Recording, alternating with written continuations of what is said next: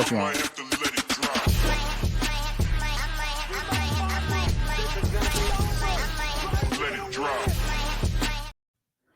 Detroit Lions fans, Detroit Den 313 back with another episode. We're talking about everything Detroit Lions per always. My second favorite episodes to do the pregame episodes. So, Steve, hit that subscribe button, by the way. But, Steve, where do you want to start this thing off? Where are we going here?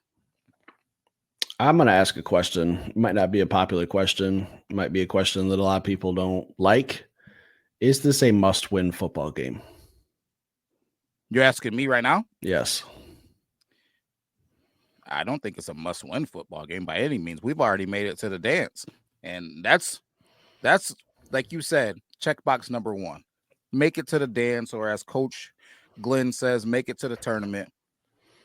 Check. We're in it. Regardless of what happens the rest of the season, we're in the dance. So I'm not going to say a must-win, but as I alluded to in one of our previous episodes here recently, it's going to be a gauge game for me to see where we're at, because if we can't get the Caleb Williams this game, I'm going to be a little nervous moving forward. So how you feel about it, Steve? You feel like it's a must win? Now, when I say must win, I understand we've made the playoffs. I understand that box has been checked. We're good to go. We're in the postseason. My goal at the beginning of this year was Super Bowl. All right. That was the title of a lot of people talking all preseason, during training camp, the draft. Everything has been Super Bowl or bust. Detroit Lions have to get to the Super Bowl. You're right. We're one step closer to getting there by clinching a playoff spot. Now, what is the easiest way for the Detroit Lions to get there? And this has not been an easy road with all the injuries, but somehow we've managed that road very well. We're 12-2. We got a damn good offense. We got some stuff on defense we'll probably talk about in this episode. So when I say must win, I'm referring to how can we make this path a little bit easier for the Lions. It's a must win for me because I need that number one seed. I need some time off. I need to get some guys healthy. That's the main thing right there. Get that bye week. Just went out and we're good. We don't need any help from Philly or Minnesota. We control our own destiny. I love that. So this is a must win for me to check that box of getting that bye week and getting some guys back. Also, we clinched a playoff spot. That means we're in the playoffs. What it doesn't mean is we have a home playoff game. Okay. Must win game. Don't let Minnesota gain any ground on you. Again, we have the tiebreakers on them. We'll see them in a couple weeks and we'll worry about it. It's an easier path if I can get that bye week and I can get a couple home playoff games, an NFC championship game at home, all roads leading through Detroit. So if that's what you want, then I think this game is a must win. I would like that, Steve, but people are probably on our channel, if they watch us religiously, sick of me saying it. We're ready for whatever. So if we got to go play at Detroit prison, but let's get down, like wherever. Wayne County Prison. Hey, wherever we gotta go, we're ready to get down there. So, do I want to bear witness to this belt to ass through the playoffs by it being at Ford Field? I do, but if it isn't, so be it. It's belt to ass wherever it's at, man. So, I don't think a must win, man, but I will gauge some things off of this game that we got coming up here. So with that being said, what is something that must happen for us to be successful against the Chicago Bears? I think we got to get our running game back, like plain and simple. We kind of got way behind last week against Buffalo, took us out of our game plan. The Detroit Lions bread and butter was dominating with that offensive line. I didn't see that last week. I saw Ed Oliver pushing us around, having a day, like tied a career high in pressures last week. That's a no-go for me. All right, I got to fix that up right away. No David Montgomery. Little bit more of a workload for Jahmyr Gibbs. I still don't think he's going to run the ball 25, 30 times. I think we're sprinkling some Reynolds, maybe some Vaki. I need to see us dominating the offensive line of scrimmage and being able to run the football. That's literally what the Detroit Lions have to do. That's what this whole team is built around, dominating in the trenches, especially with that offensive line. What about you?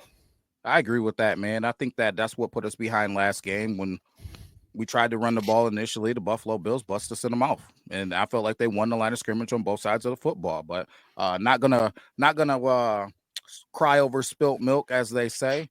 But that will lead me into another question for you, Steve. You mentioned Craig Reynolds. You mentioned Sione Vaki.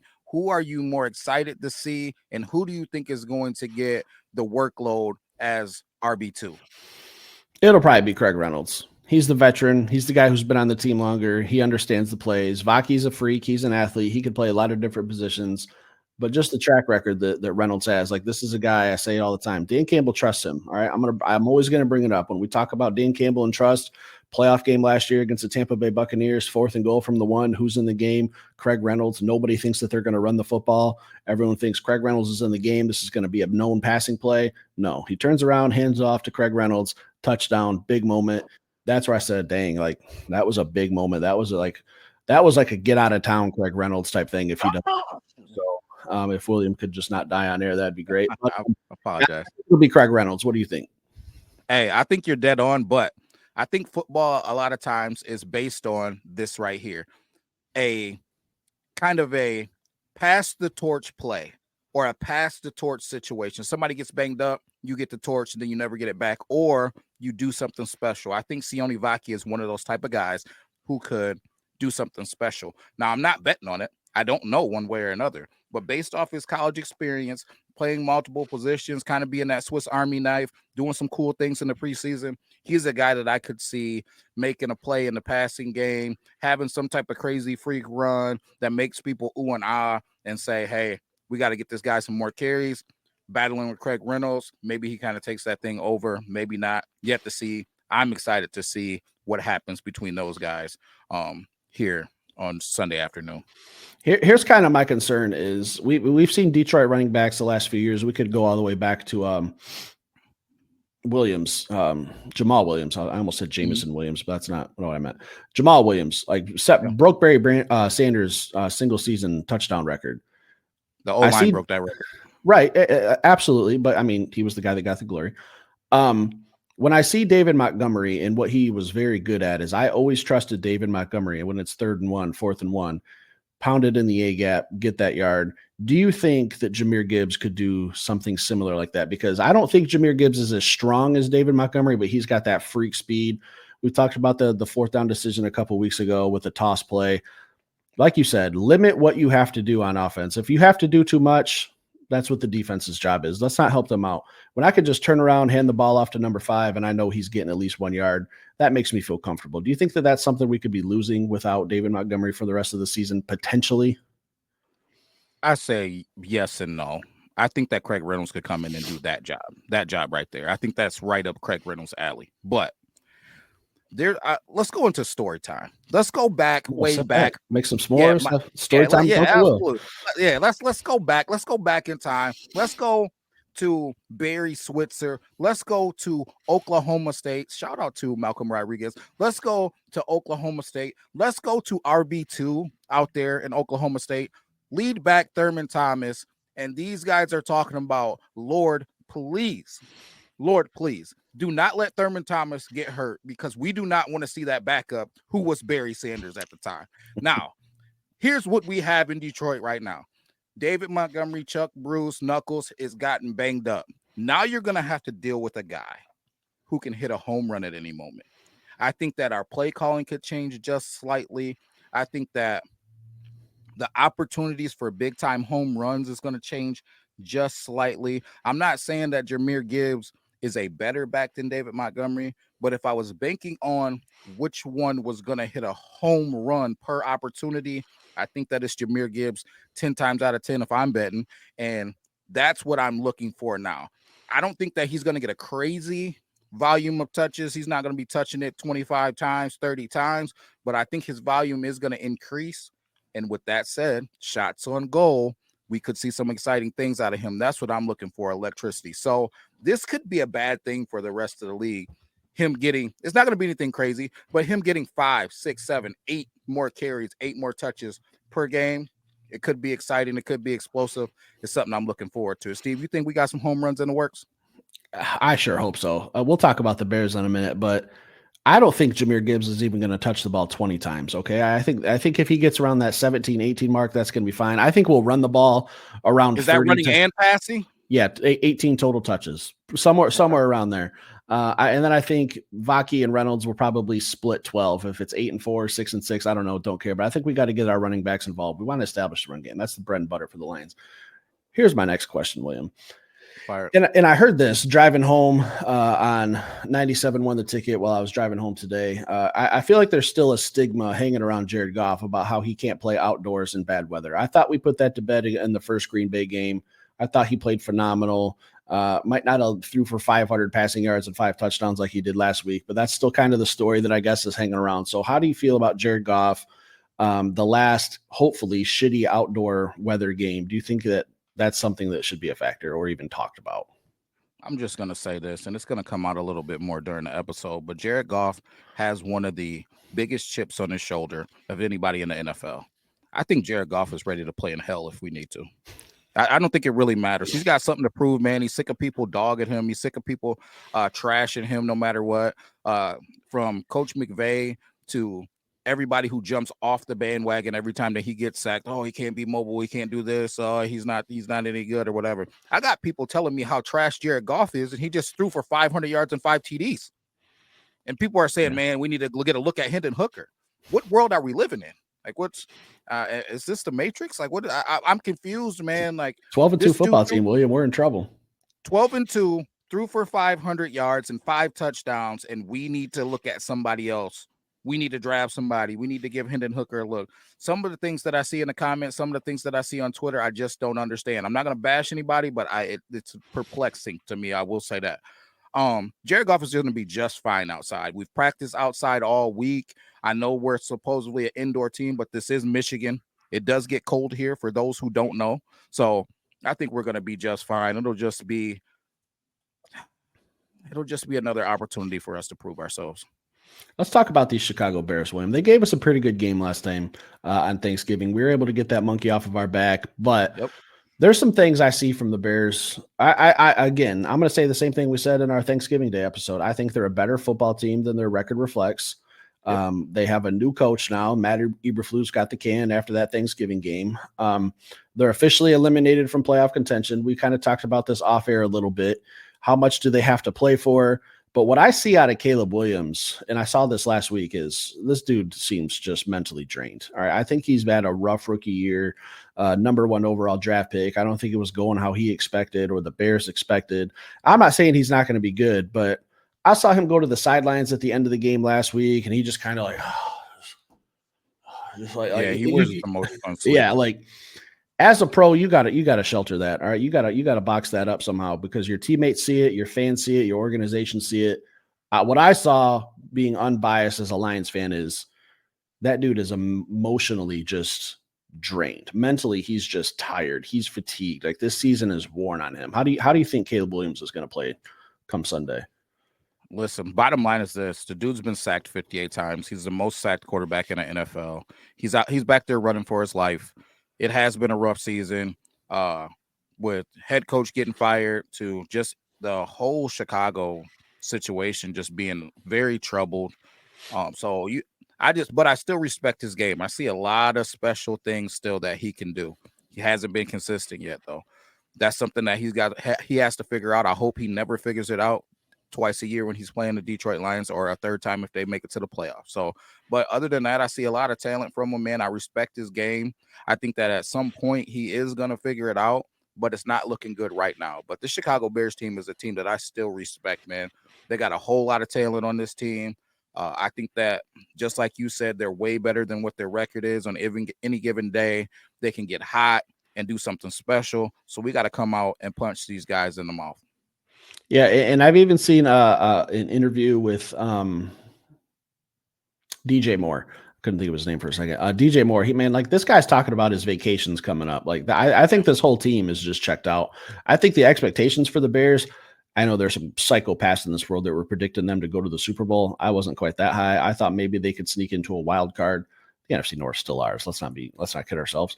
But I think that this team just had so many expectations that it's just not working out. They're starting to check out. I'm not saying that they can't rebound next year. I hope they don't, for the Lions' sake. But just talking about like going on vacation when you got a game coming up, I think that's just another bad look. So this is a team that the Lions have kind of struggled with the last couple of years. I know we've beaten them, but it's always been some close games. Like, we're not blowing them out. In the Thanksgiving game, we talked about it in our post-game show. It was 16-0 at halftime. We won that game. What was it, like 20? 24-21, something like that. Like Yeah, it was a one possession game, and we only scored one touchdown in the second half. So I guess it would have been 23-20. One touchdown in the second half. That's what concerns me is this Bears defense is very, very, very good. They're very gritty. They have some playmakers at corner, defensive line. They got Tremaine Edmonds, a very fast cover linebacker, can do a lot of things. Their defense poses some problems. But like you said, Caleb Williams, I think if we can find a way somehow with this defensive line to put pressure on him and take that sack number from 58 to hopefully like 62, 63. Let's bump that up a little bit this week. I think that's the key to the game for our defense. How do you think our defense is going to be looking? I think the defense is going to come out with a chip on their shoulder, man, because they've been getting trashed all week. Everybody's been saying their liability. We don't have anybody. We've had it in the comments. People are saying Legion of Whom. AG is coming out and talking about him, man, and saying he doesn't understand why everybody's jumping off of the bandwagon, man. Like I don't believe that. It's not what I believe. I go through this roster and I feel like we have a solid defense. It's not as good as it was, but we still have a solid defense. We still have a lot of players that I feel like can get it done.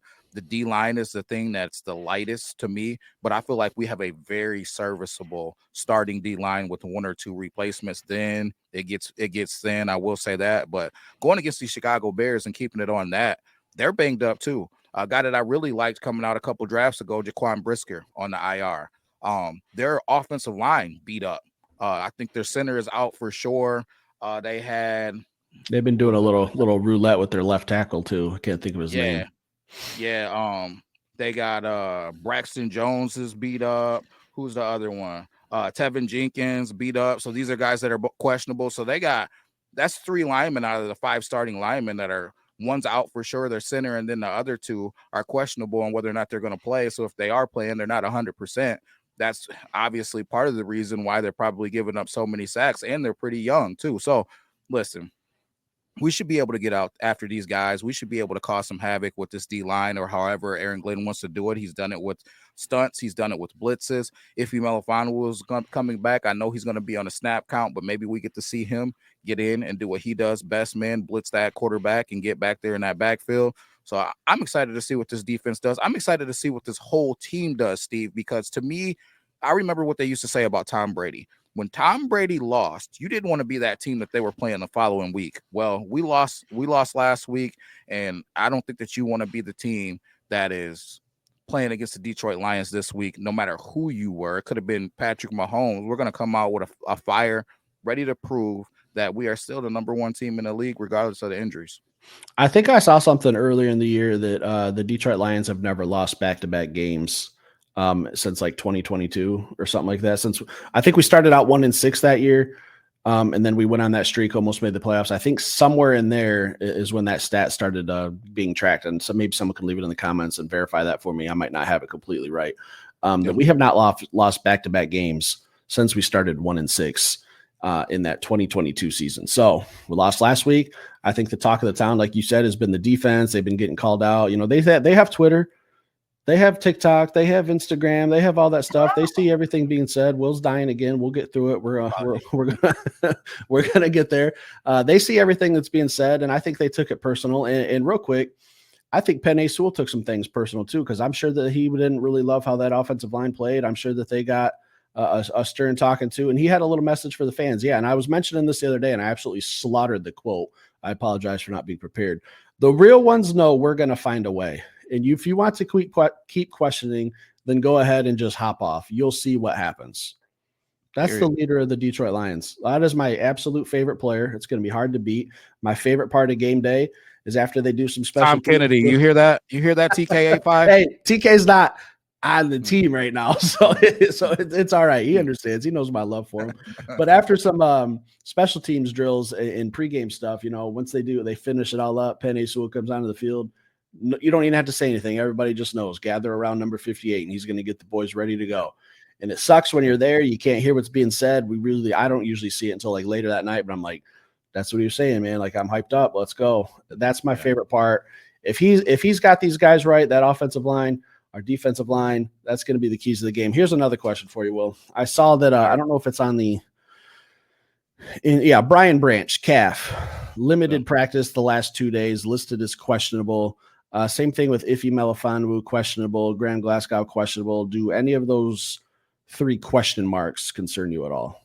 Not at all, man. I think that's something that Brian Branch has been dealing with. You see him sometimes he gets up a little slow, goes over, gets a little treatment, gets back on the field. I think that's something that he's been battling all year. I know that Coach Campbell got on the podium and said that he's going to have some guys sitting out a little bit more, kind of as a precautionary thing, getting them some rest. Not worried about it at all, man. I think we would know a little bit more and hear a little bit more about it, and guys wouldn't be practicing at all. It wouldn't be limited practice if there was really something going on, man. So I think we're good. I think we're good to go. Offensive player of the game, Will. Do you want to go first? Do you want me to go first? Before we do offensive player of the game, and I don't know if this is going to sway you at all, I think that offensively we need to change something. And that thing is we need to get J-Mo involved more in these football games. I know that he's getting more touches and a little bit more opportunities, but we need to attempt to take the roof off of the defense more. That one that they threw last week that he dropped, it was a tough ball to catch, and a lot of people hammered him for dropping that, even though it was going to come back anyways.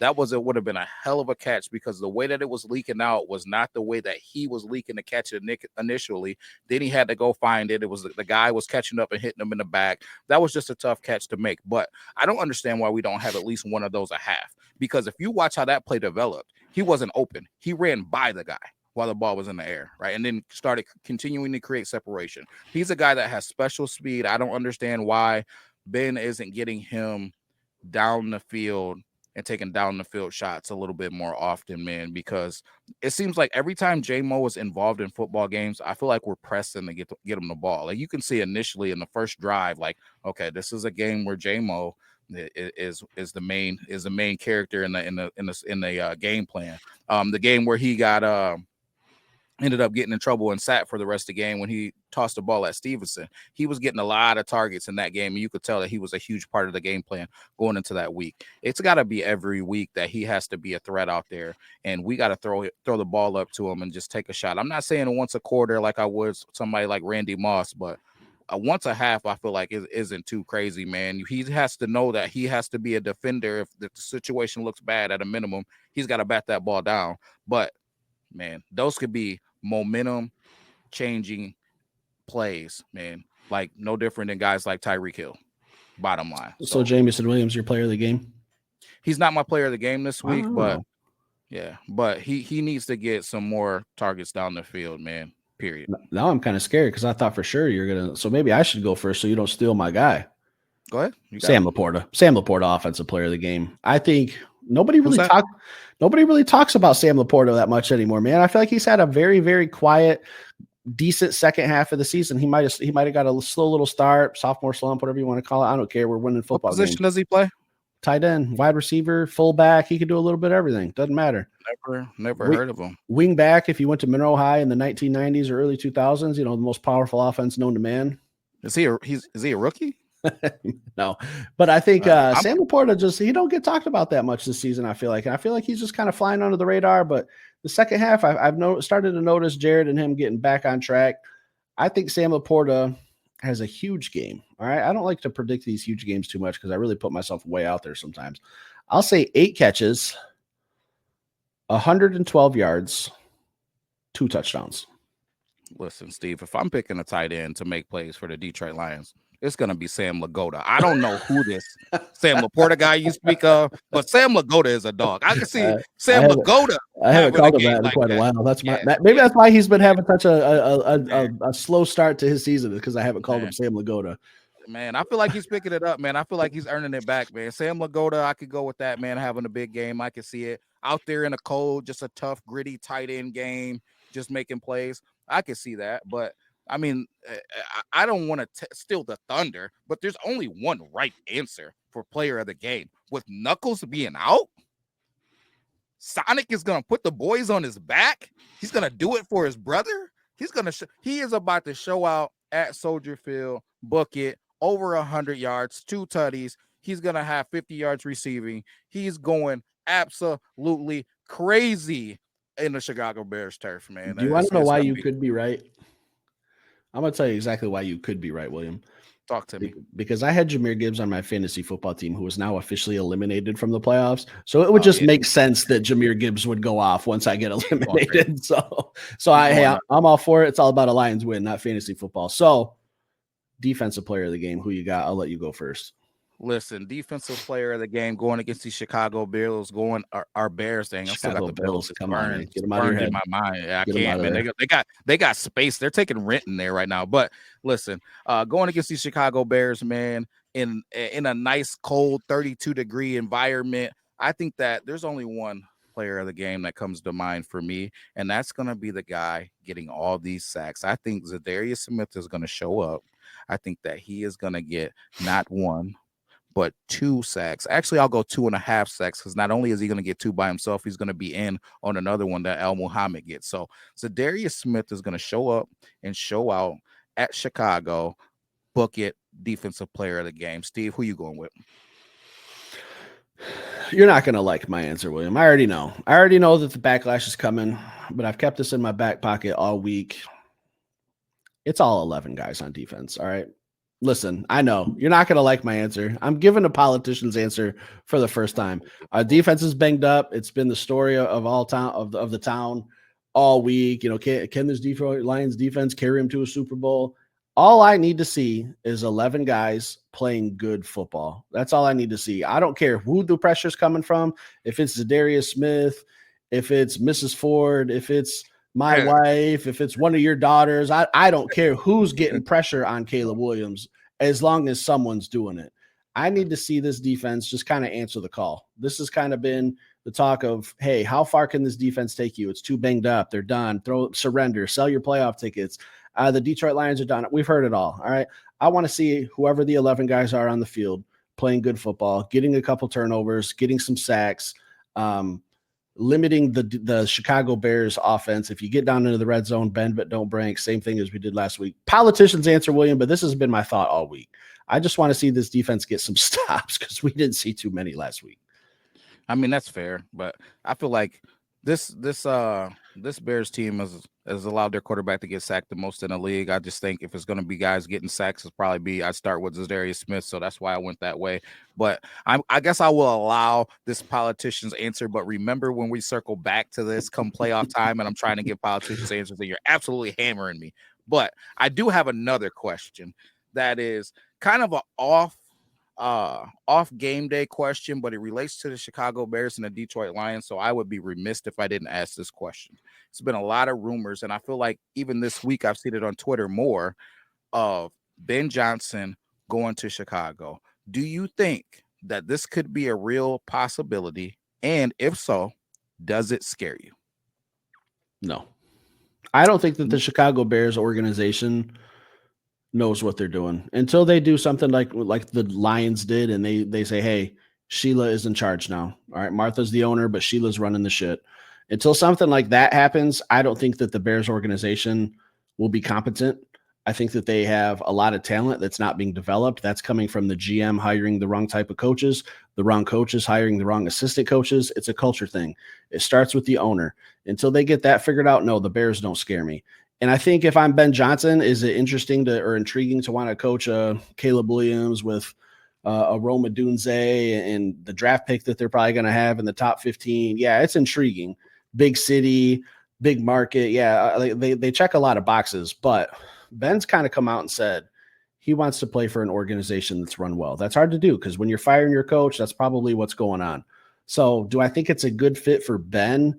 No, I really don't, just because their organization and their ownership is a mess. And trust me, we're Lions fans. We've been there. We're not too far removed from that. I think that they need to do something similar and follow what the Lions' path has been. But I don't think Ryan Poles is a great GM. I think he drafts fancy players instead of getting ugly and having some ugly drafts like the Lions have had, where you draft a Penei Sewell. It's not sexy. It's not a running back. It's not a quarterback. It's not a wide receiver. Games are won in the trenches. I think if the Bears invested a lot of capital there, they'd probably be a dominant team. But until I see that, I don't think it's a good fit. What do you think? Man, I'll say this, and it's probably not going to be popular, but I don't think that he's going to Chicago. And that's not the part that I'm going to say is not going to be popular. But if he did, it wouldn't scare me at all, because who knows him better than us? So if he went to Chicago, we're going to be the most prepared team for them for up until our we got a new head coach and new coaching staff in the building, right?